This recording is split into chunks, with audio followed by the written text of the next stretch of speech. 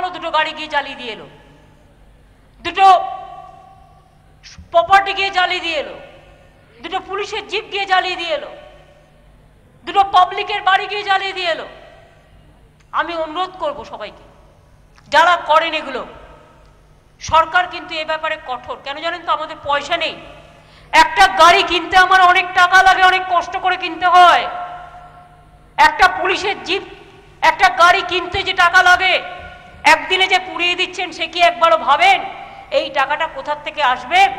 এই টাকাটা দিয়ে আমি যদি আমায় গাড়ি কিনতে হয় তাহলে আমার খাদ্যের টাকায় টান পড়বে।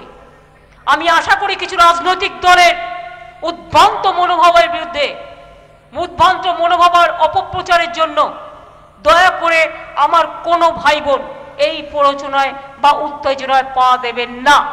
আগুন জ্বালানো রাজনৈতিক দলের কাজ নয়,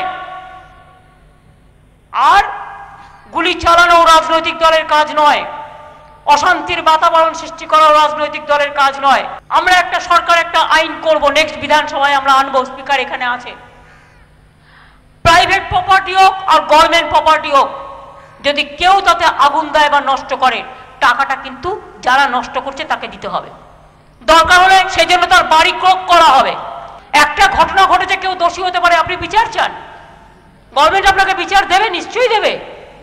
আপনার কারো বিরুদ্ধে কোনো অভিযোগ থাকতে পারে কোনো পুলিশের বিরুদ্ধে, আপনি উচ্চ জায়গায় ডেপুটেশন দিন, কথা বলুন। কথা বলার জায়গাটা বন্ধ হয়নি, হবে না। না করে আপনি আইন কেন হাতে তুলে নিচ্ছেন আর নিয়ে কেন আগুন জ্বালাচ্ছেন?